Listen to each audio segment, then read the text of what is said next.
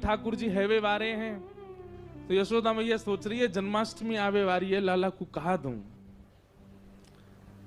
मैया विचार करी रही कि लाला को कहा दूं, ऐसो कहा उपहार दूं कि 1 वर्ष को लाला भयो, लाला खूब प्रसन्न रहे।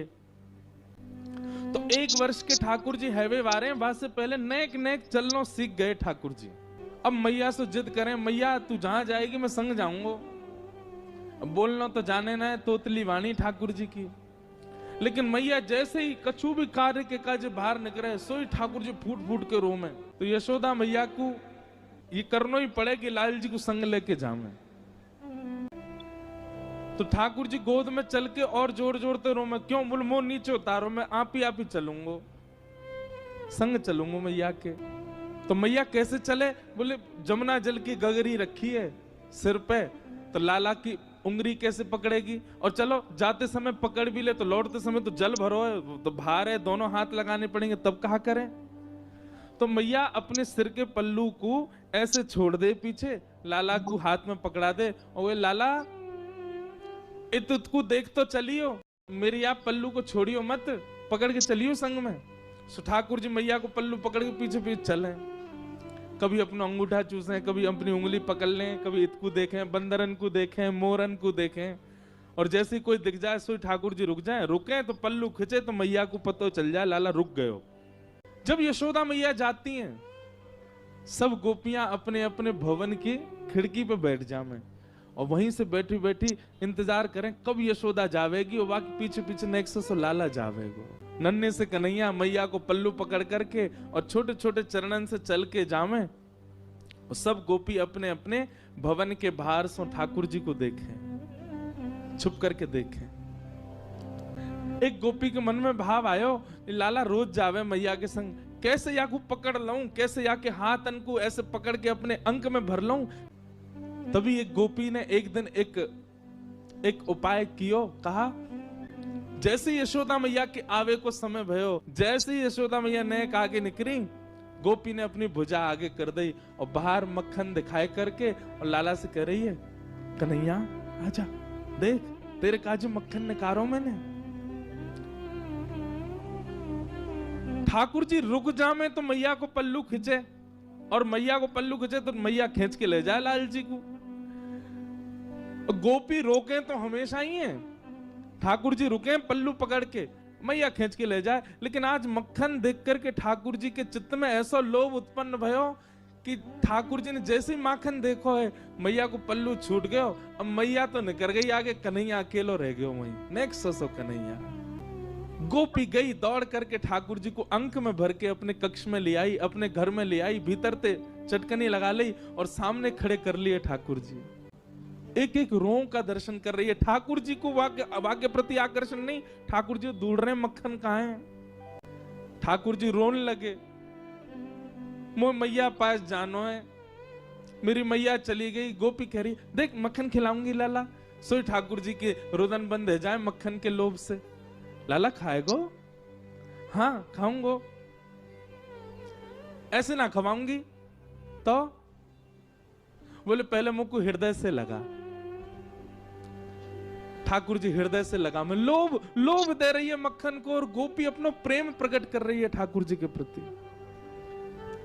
ठाकुर जी हृदय से लग जाए। अब दे गोपी मक्खन, तुतला के बोले लाल जी। गोपी कह रही है मक्खन खाएगो? बोले हाँ, पहले नाच के दिखा। ठाकुर जी रोने लगे, बोले अच्छा देख मक्खन खवाऊंगे, मक्खन खवाऊंगे। हाँ हाँ खवा, पहले नाच के दिखा। सो ठाकुर जी के मोटे मोटे आंसू हैं नेत्रन में, लेकिन ठाकुर जी नृत्य कर रहे हैं। क्यों? मक्खन खानो गोपी को। ठाकुर जी नृत्य करके दिखा रहे हैं। ठाकुर जी के संग सब लीला कर रही है गोपी। यशोदा मैया ने पीछे देखी, अरे मेरो लाला कहाँ गयो, मेरो कन्हैया कहाँ गयो। मटकी वहीं छोड़ दी, दौड़ी गलीन में जामे, चौबारिन में जामे, घर घर जाके पूछे मेरो लाला देखो, अरे मेरो कन्हैया देखो। बीच गोकुल में जाकर के यशोदा मैया जोर से चिल्ला रही हैं, कन्हैया ओ लाला कहाँ चलो गयो। अब गोपी के घर में नेक्स्ट से ठाकुर जी अपनी पैनी सी आवाज से चिल्ला के, हाँ मैया मैं यहाँ हूं। यशोदा मैया सुन रही, कहां से आवाज आ रही है। गोपी लाला को पकड़े, लाला चिल्लावे मत मैया आ जाएगी। मैया देख जा गोपी ने मुंह को पकड़ लियो है, मार रही है मुंह को, जल्दी आ। मैया दौड़ी दौड़ी गई, जाकर के देखी तो महाराज एक गोपी के घर में, और गोपी गोद में लेकर के एक हाथ में मक्खन लेके लाल जी को लेके खड़ी है। यशोदा मैया को ताम्र वर्ण हो गया।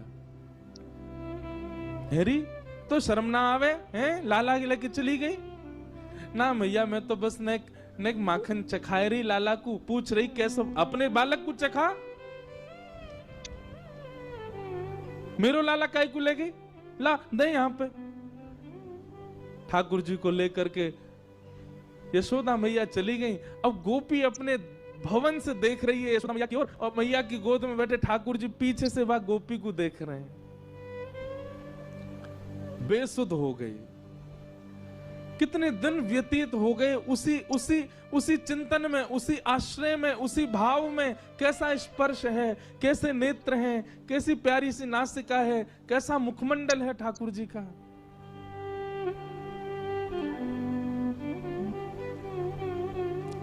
तब यशोदा मैया गई एक सुनार के पास, और मैया ने जाकर के कही, बोले मेरे लाला को जन्मोत्सव आ रहा है, तो अपने लाला के काजे एक क्षुद्र घंटिका बनवाऊंगी। क्षुद्र घंटिका कहा है?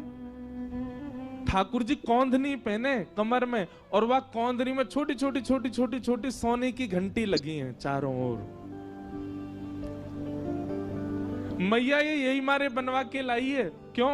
लाला की कमर में बांध दे, और जब मैया जमुना जी जल भरवे जामे, सो लाला जब मटक मटक के पीछे चलो, सबरी घंटी बजे, तो मैया को पता लगती रहे कि लाला संग चल लो। जैसे ही कोई गोपी लोभ दे और ठाकुर जी वहां को भाजे, सोई मैया को पता, अच्छा यहाँ ते घंटी आवाज आ रही, लाला भाज को दी के, सोई मैया जावे पकड़ के ले आवे, चल मेरे संग। इतनी सुंदर भाव। मैया क्षुद्र घंटिका की कौंधरी बनवा करके लाई। लाला को जन्मोत्सव पहले दिन सुबह उठाते ही ठाकुर जी अभी नहाए भी नहाए, ताते जलते मुंह पहुंच दियो बस। और यशोदा मैया ने ठाकुर जी की कमर में कौंधनी पहना दी। ठाकुर जी को इतनी भाई बातें निकरवे वारे स्वर इतने प्रिय लगे ठाकुर जी को। अब तो ठाकुर जी अपने सखान के पास बिल्कुल अधरते जामे, जे बजे नहीं, धीमे धीमे जामे। ओके, ए मधुमंगल, ए सीदामा, इतकुआ देख मैया मुंह को कहलाई। बोले कहलाई लाला, हाथ पकड़ मेरो। दोनों हाथ पकड़ लें, सो ठाकुर जी अपनी कमर हिलान लगे, जोर जोर से घंटी बजे, और सब ग्वाल बाल के, अरे लाला तेरा तो अंग अंग बजन लगो, तेरा तो अंग अंग ऐसा स्वर निकाले।